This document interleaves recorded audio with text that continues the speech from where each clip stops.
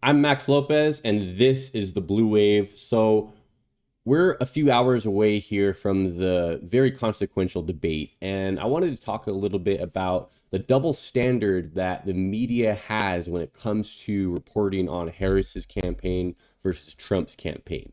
And what I mean by that is Trump gives these long-winded, rambling speeches where he is completely incoherent most of the time and trying to kind of follow along with his thought process and trying to even understand what he's saying is a very difficult process most of the time.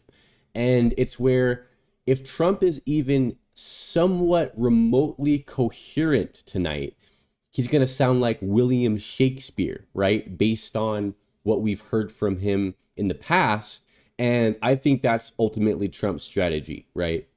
Gish gallop, gish gallop, gish gallop. Throw so much stuff at the American public and at the media that they can't possibly cover all of it in one day, even if they tried, right?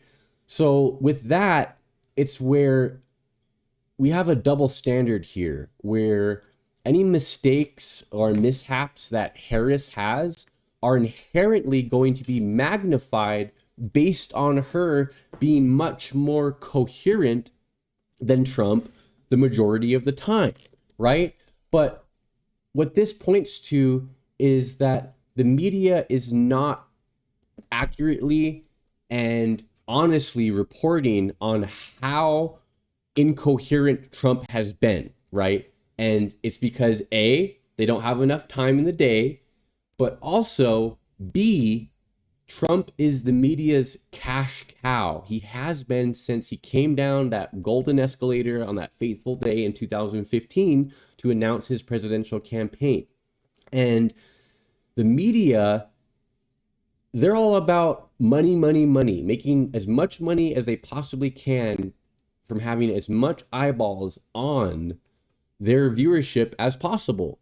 So if it was to be where they were to give an accurate portrayal of how incoherent Trump is versus how well put together Harris is, this race would be much, much further apart, right? We would not have as close of a race right now if the media was accurately reporting on how deranged the former president Donald Trump has become, right? But it's where you might see one of the stories reach the top, right? One of the crazy things that Trump said, but then he went and said all this other crazy stuff that people are listening to, and it does not even get reported on or is not even recognized as being significant enough to worry about or talk about, right? Whereas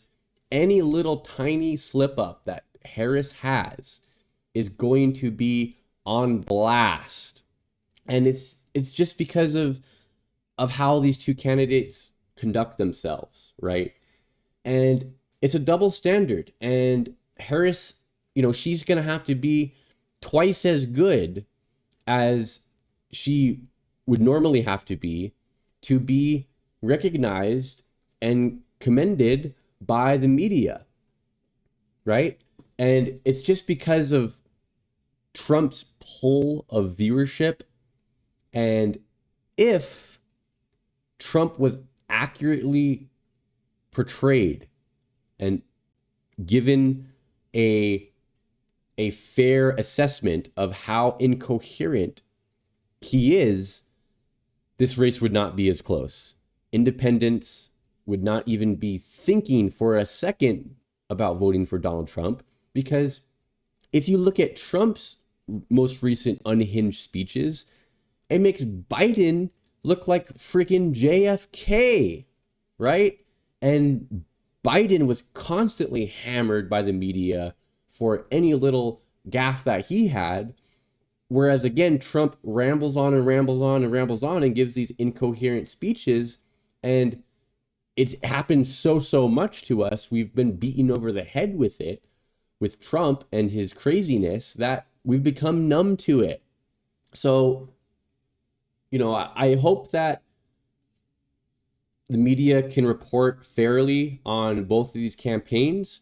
I hope that they're not blinded by dollar signs to the point that we get another Trump 2.0, because again, the media gave billions and billions of dollars of free advertisement to Donald Trump in 2016, to the point that they were even showing his empty podium as he was coming to speak over a packed Bernie Sanders stadium that he was giving a speech at.